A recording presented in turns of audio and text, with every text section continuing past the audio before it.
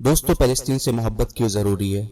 आपके बच्चे आपसे पूछे या ना पूछे, आप उन्हें ये जरूर बताया कीजिए कि हम फलस्तीन से इसलिए मोहब्बत करते हैं क्योंकि फलस्तीन नबियों का मस्कन और सरजमीन रही है। हजरत इब्राहिम अलैहिस्सलाम ने फलस्तीन की तरफ हिजरत फरमाई। अल्लाह ने हजरत लूत अलैहिस्सलाम को उस अजाब से निजात दी जो उनकी कौम पर इस जगह पर नाजिल हुई थी। हजरत दाऊद अलैहिस्सलाम ने इस सरजमीन पर सकूनात रखी और यहाँ अपना एक मेहराब भी तामीर फरमाया। हजरत सुलेमान अलैहिस्सलाम इस मुल्क में बैठ कर ही सारी दुनिया पर हुकूमत करते हैं।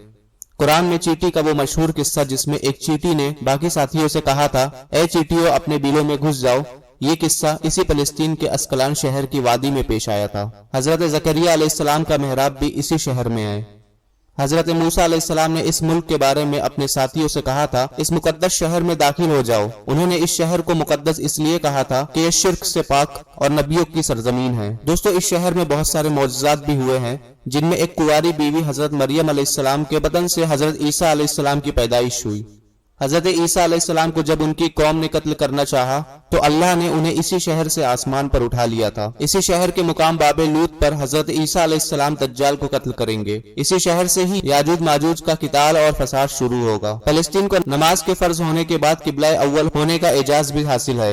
हिजरत के बाद हजरत जिब्राइल अलैहिस्सलाम के हुक्म से नमाज के दौरान ही हजरत मोहम्मद मुस्तफा सल्लल्लाहु अलैहि वसल्लम का मस्जिद अक्सा से बैतुल्लाह की तरफ रुख कराया गया था। जिस मस्जिद में यह वाक़या पेश आया था वो मस्जिद आज भी मस्जिद किबलतैन कहलाती है। हुजूर अकरम सल्लल्लाहु अलैहि वसल्लम मेराज की रात आसमान पर ले जाने से पहले मक्का मुकर्रमा से बैतुल मुकद्दस लाए गए। आप सल्लल्लाहु अलैहि वसल्लम के इक्तिदा इमामत में सारे नबियों ने यहाँ नमाज अदा फरमाई। बैतुल मुकद्दस का नाम कुद्स कुरान से पहले तक हुआ करता था। कुरान नाजिल हुआ तो इसका नाम बैतुल मुकद्दस रखा गया। इस शहर के हुसूल सुर रूमियों के जबर व सितम से बचाने के लिए 5000 से ज्यादा सहाबा कराम ने जामे शहादत नोश किया और फिर शहादत के बाद आज तक बंद नहीं हुआ। ये सिलसिला अभी तक चल रहा है। ये शहर इस तरह शहीदों का शहर है। मस्जिद अक्सा और शाम यानी सीरिया की अहमियत हरमैन यानी मक्का मदीना शरीफ की तरह है। उम्मत मोहम्मदी हकीकत में इस मुकद्दस सरजमीन की वारिस है।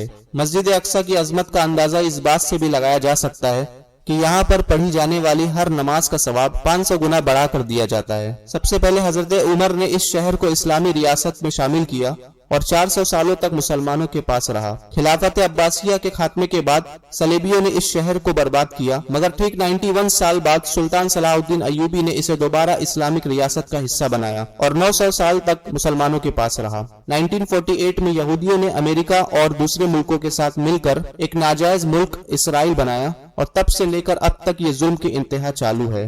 अल्लाह रब्बुल इज्जत फलस्तीन को आज़ादी अता फरमाए और वहाँ के मुसलमानों की हिफाजत अता फरमाए और हमारे दिलों में फलस्तीन की मोहब्बत अता फरमाए। दोस्तों, इस वीडियो को आप लोग ज्यादा से ज्यादा मुसलमानों तक शेयर करें और इस चैनल पे अगर आप नए हैं तो जरूर सब्सक्राइब करें और बेल आइकॉन दबाएं। वीडियो अगर आपको पसंद आई और इन्फॉर्मेटिव लगी तो लाइक करें। इसी तरह की वीडियोस हम आपके लिए आगे भी लाते रहेंगे।